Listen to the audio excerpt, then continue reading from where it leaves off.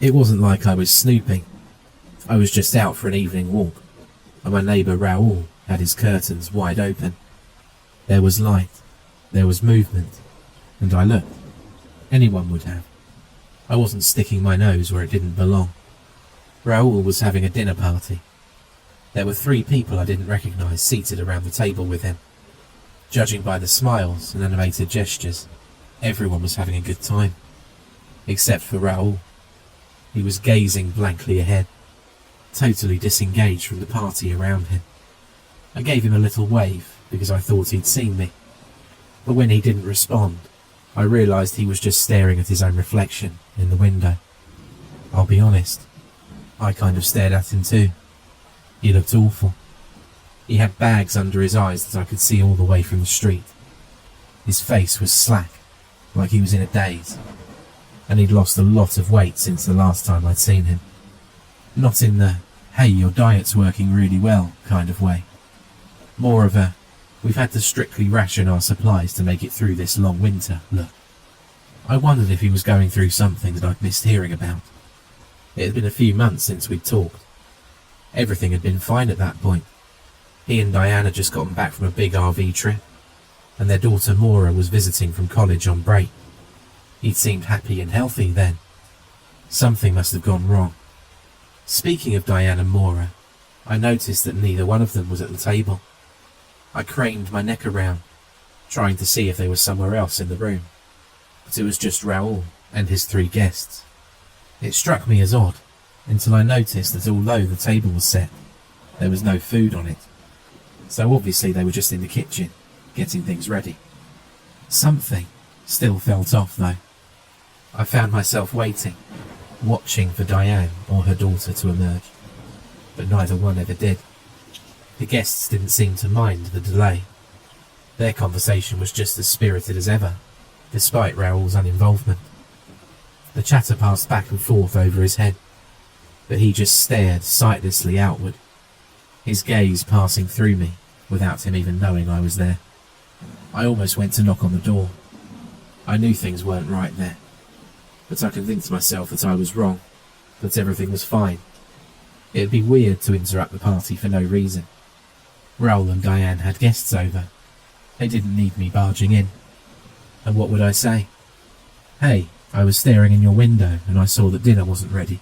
Are you okay? I didn't want to sound like an idiot.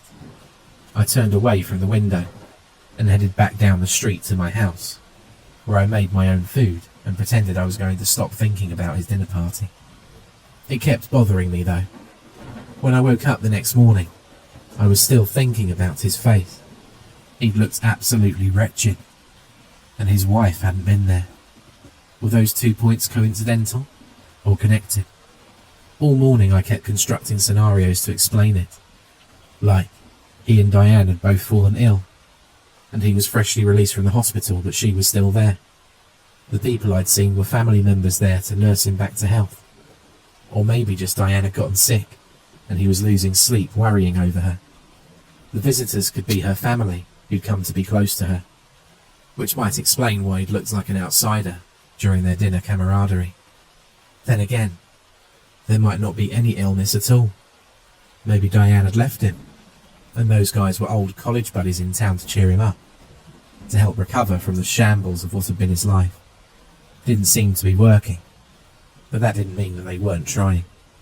I tossed around all of these ideas and more, hypothesizing situations from the mundane to the absurd.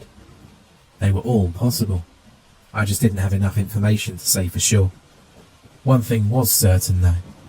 Whatever was going on, Raoul wasn't well. So if I brought him food, I'd be doing a good thing, right? And if, while I was over there, I happened to ask what was going on, that was just basic neighbourly conversation. I could say that I saw him when he was out the other day. I didn't have to admit that I'd been looking in through his window at night. Not that there was anything wrong with what I'd done. It just sounded a bit creepy without all of the context. Easier just to sidestep it with a white lie.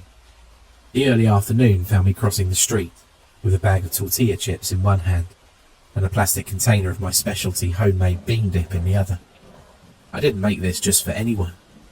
This was guaranteed to smooth over any weirdness about how I'd known he was sick. No one was going to ask any questions if it meant I might not leave them a bean dip. I knocked on the door and waited, mulling over what I should say to Raoul. Saw you weren't looking well, brought you some food. It had the advantage of simplicity. I heard something was up, can I help? Shifted the blame off of me for looking in his window, but it opened up the possibility of Raoul asking who'd been talking about him, and I didn't have a good scapegoat handy. I was considering acting surprised. Hey, I made too much bean dip, so I thought I'd see if you wanted. Whoa, you don't look so good, when the door opened. It wasn't Raoul standing there, though. It was his guests from last night, all three of them. Hello, the one in front greeted me jovially. He had a broad grin and an air of haphazard dishevelment. He seemed mildly astonished to find himself answering the door, as if he had expected to be somewhere else.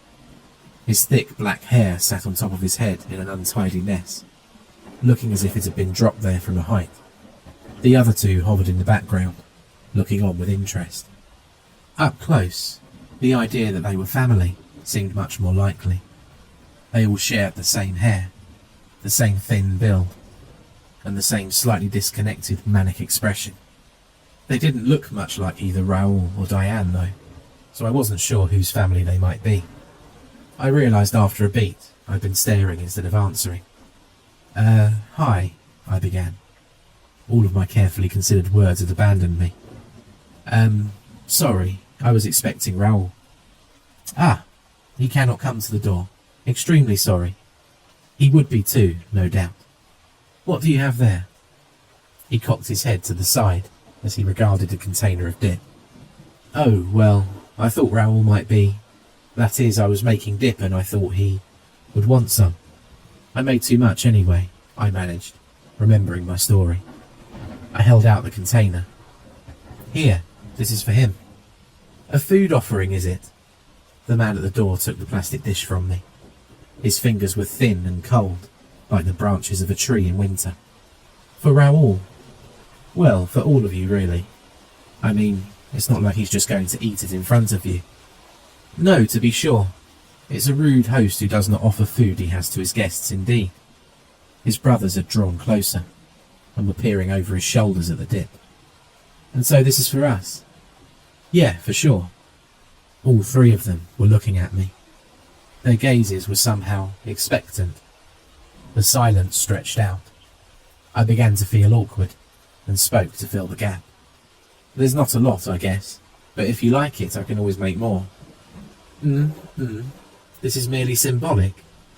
The one who had answered the door looked at me, seeking agreement. I mean, yeah, sure. I fidgeted, uncomfortable in the face of their ongoing smiles. I was beginning to feel there was a joke being told at my expense. I attempted to steer the conversation back to easier ground. Hey, so, is Diane here? Or Maura? No, they're out. The grins continue. But they're okay, though. They've had a bit of a downturn, but both have stabilised now. They'll have no future issues. Okay, good. That's good. And Raoul? Has a bit farther to go. Just a bit. But we expect him to stabilise tonight as well. Or tomorrow morning at the latest. Cool, great. Good to hear. So, are you guys family here to take care of them, or what? He considered my words, then nodded enthusiastically. We are a family, yes, and we're here to take care of them. Okay, awesome. Tell Raoul I said hi, yeah? And I hope he feels better soon. We will, yes. Thank you for your offering. Yeah, absolutely, it was nothing. It was so much more than that. Still their grins persisted. If anything, they were wider than they had been at the start of the conversation. It was getting downright creepy. I decided to bail. Listen, I've got to run. Good to meet you, and tell Raoul I hope he's feeling better soon. Enjoy the bean dip. Yes, this was a fortuitous meeting. We will enjoy the food you offer soon. Okay, great. Well, bye. I gave a gesture that was halfway between a wave and a salute, and then turned away, feeling stupid without quite being sure why. Just as I heard the door close behind me, I realised I still had the bag of chips in my hand. I almost took it back home. Raoul's family was strange, and I didn't really want to prolong my interaction with them. But what kind of maniac would bring someone bean dip and no chips to eat it with? Besides, they'd seen me with them. I didn't want to give the weirdos any room to think that I was the weird one. It felt like losing a game I didn't know I'd been playing. I took a deep breath, walked back up the steps and knocked on the door. It was open promptly this time. All three men were in positions so similar I wasn't sure that any of them had moved. The container of dip was gone though, so they must have gone somewhere to put it down at least. "Hello," said the lead one again, just as jolly as before. "You're back?" "Yeah, sorry, I forgot to give you the chips to go with the dip." "Aha," he said, taking the bag from me. He turned it over, examining the packaging. A bounty. I couldn't tell if his comment was sarcastic or not. His face was still all smiles, and his tone was totally unreadable. I felt a little defensive. I just didn't know if you had chips around or not." "No, none," he assured me. "There is surprisingly little food in the house, I fear." "Well, hey, like I said, I've got plenty of bean dip if you don't have time to get to the store." "Twice offered? Oh, thanks indeed. You're splendid." I was pretty sure no one had ever called me splendid before. Thanks. Well, like I said, I've got to go. Thanks for taking care of Raoul and his family." "It is our pleasure." This time I successfully made my escape. I hurried back to my house, absurdly afraid that if I loitered outside for too long they'd call me back. I wasn't even really clear on what had been so uncomfortable about the conversation, except for everything. The one who talked had been perfectly nice. The two in the back hadn't said or done anything wrong, other than smile too much. Yet my heart was racing like I just had a near-death experience, and my skin felt strangely numb. Raoul's family was more than weird. Something about them was flat out wrong. I skipped my walk that night. I didn't want to run into one of them outside, or accidentally catch their eye through the window somehow. I stayed inside, watched TV, and ate bean dip until I was too stuffed to remember the creepy feel of his fingers on my hands. It took a lot to get there, but I was determined. All was well until the evening of the next day. I was just starting to think about dinner when there was a knock at the door. I opened it without thinking, assuming it was a package or something, but then froze when I saw it was the three brothers. The same one, the spokesman, was in front again. "Hello," he began. I had the unsettling feeling that if I was to play this greeting back over the other times we'd met, it would match up exactly. There was no variance in his timing, pitch or cadence whatsoever. "Hey, how was the bean dip?" "Regrettably, spoiled." He held out the container. "What?" I accepted the dip, legitimately taken aback. "I just made it fresh. It couldn't possibly have..." I made the mistake of opening the lid. A thick, rancid smell oozed over my hands. I nearly dropped the container in my haste to seal it again. The stench lingered, a physical presence strong enough to supersede my aversion to the visitors. "Man, I don't know what happened there. I've got plenty more if you want." "All spoiled as well, likely." "No, I can see why you'd think that, but I just had some this morning." "Hang on, I'll grab you some." I stepped to the kitchen and opened the refrigerator. A wave of foul odour rolled out, slapping me in the face. I staggered back a step. My eyes teared up as I dry heaved. This was more than just the dip. The entire contents of the fridge had spoiled. More than that, I could see mould growing thickly over every food surface, filling containers and nudging its way out to spill onto the shelves. Unfortunate. It is as I've said. The foremost of the brothers was behind me, looking over my shoulder into the refrigerator. "How did this even happen? It was fine this morning, and the refrigerator is still cold." I shut the door, gagging again as the movement forced a new wash of stench. I turned it into a cough, embarrassed to be showing such weakness in front of a stranger. Then it struck me. "Also, hey, what are you doing in my house?" "We have come for dinner." He smiled pleasantly, as if this were the most obvious thing in the world. Look, I know I said you could have more bean dip, but I think you can see that's not on offer right now. I don't know what went wrong, but I definitely can't make food out of anything in there. Unimportant, he said, waving a hand graciously. You have other food. I raised an eyebrow. Yeah, so? You have offered. Dude, I offered you bean dip. It was symbolic, you said. No, it was literal bean dip. It was in a plastic container. I'm sorry it went bad, but I don't owe you anything. You made a food offering. For all of us, you said. Okay, look, you're getting creepy. I want you out of my house. We will leave when you have fed us. I took an involuntary step back as his two brothers stepped out from behind him.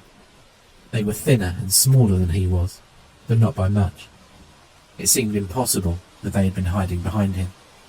Yet there they were, all three of them staring me down in my kitchen. All three still bore those manic smiles, as if there was some sort of game. Enough! I let anger disguise my rising panic. None of the intruders made any attempt to stop me, as I pushed past them and headed back to the front door.